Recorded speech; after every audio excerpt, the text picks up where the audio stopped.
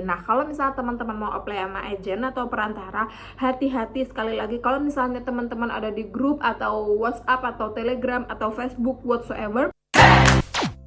Halo guys, assalamualaikum warahmatullahi wabarakatuh. Welcome back again to my YouTube channel Titing TV ya. Ini udah lama banget aku nggak ngevlog dan this is the first time after a long period. Di sini aku bakal jawab Q&A dari pertanyaan yang ada di YouTube ya, karena banyak banget yang nanya tentang kerja di Australia, gaji 50 juta per bulan, dan bisa gak sih sampai 1 miliar gitu. Aku bakalan jawabin, semoga semuanya menjawab. First of all, visa yang aku gunain itu adalah Student Dependent Visa subclass 500, dimana aku tuh bisa work full time dan juga weekend dan hari libur segala macam tuh aku nggak ada batasan kayak 20 jam per minggu atau 40 jam per minggu tuh aku bener-bener nggak ada batasan sama sekali. Aku bisa working 3 shift, pagi, sore, malam, itu aku nggak ada batasan. Kemudian pertanyaan pertama, Kak, dasar apa yang harus dipelajari untuk kesana? Apa aja ya? Dasar yang perlu banget menurut aku adalah bahasa Inggris. Kalau teman-teman video kali ini kalau teman-teman udah mahir bahasa Inggrisnya, coba dulu TELS, IELTS atau TOEFL atau yang terukur gitu. Ada di kota-kota kalian, belajar online dan segala macam untuk mengetes bahasa Inggris kalian bagus apa enggak, itu dari situ. Karena banyak banget yang declare kalau pinter bahasa Inggris, mahir bahasa Inggris, tapi kan kalau yang di Australia itu Englishnya itu English British sama American tuh nggak terlalu dipakai gitu, karena mereka ada kayak Australian English gitu kak.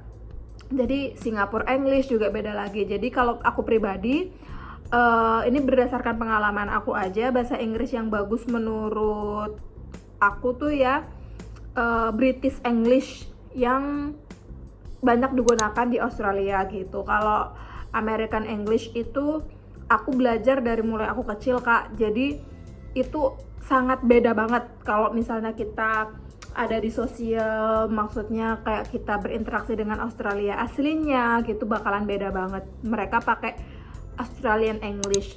Dan yang kedua adalah harus modal dalam artian kita kan harus cek kesehatan dulu nih, kayak di X-ray segala macem, urin, kemudian TBC yang paling penting itu ada di video aku, nanti aku taruh di deskripsi, dimana aku tes TBC segala macem, dan hanya ada 2 rumah sakit yang menerima itu untuk ke Australia gitu.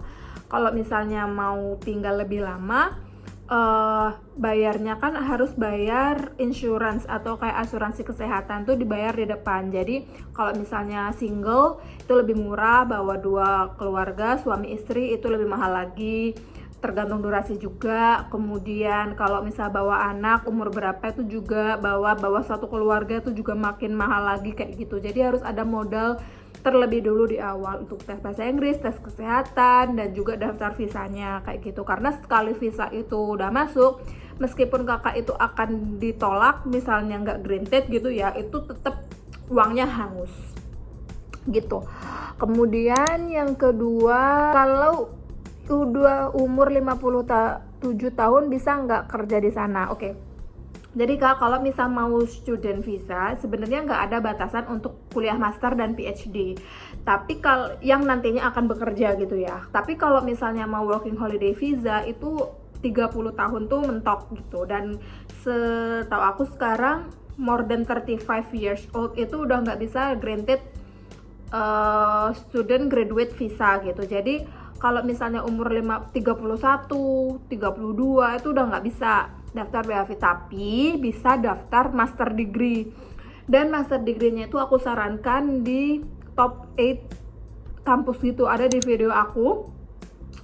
Kemudian apa aja kampusnya yang the best 8, top 8 gitu di Australia gitu ya. Kemudian kalau udah kayak lulusan dari situ, itu lebih enak lagi gitu. Jadi nggak random kayak course yang murah-murah, atau misalnya yang ibaratnya itu semua di Australia bagus ya, tapi kan ada levelannya gitu. Jadi kalau misalnya kakak yang di Growth of It tadi, itu tuh lulusannya itu udah terjamin, udah pasti bagus gitu loh. Jadi kenapa mereka masuk, kalau di Amerika tuh kayak affiliate gitu loh, kalau di Australia ada group of 8 kayak gitu. Jadi umur sebenarnya nggak membatasi kalau kakak mau master atau PhD, S3. Tapi kalau misalnya mau masuk Australia dengan working holiday visa, sekali lagi 30 tahun tuh adalah mentok. Kemudian ketiga, perusahaan atau web job di Aussie. Suami saya fluent in Arabic dan punya pengalaman kerja di Qatar. Kalau kerja di Australia itu kak, misalnya mau profesional, mereka tuh harus bener-bener spesifik. Misalnya dokter bedah apa gitu, maka mereka akan dapat sponsor visa. Nah kalau udah punya pengalaman di Qatar dan fluent in Arabic itu nggak akan digunakan di Australia karena dia English speaking country gitu. Jadi kita bahasa Arab ke negara yang berbahasa Inggris, jadi tidak dipakai. Kalau pengalaman kerja di Qatar mungkin bisa dipakai, tapi kalau di Australia sekali lagi harus mereka ada sertifikasi dulu untuk penyetaraan sama pekerjaan di Australia. Jadi meskipun kita punya pengalaman dari Amerika, dari Indonesia, dari Qatar, kita harus tetap ikut sertifikasi atau sertifikat 3-4 gitu untuk penyetaraan aja gitu. Jadi setelah itu mereka dapet, baru deh bisa apply sama kriteria dengan masyarakat yang ada di Australia dan graduate dari Australia gitu. Kemudian oh iya, ada banyak juga yang nanya gimana cara ke Australia, apakah pakai agent, apakah pakai perantara, atau langsung berangkat. Nah teman-teman, yang aku sarankan di video ini penting banget.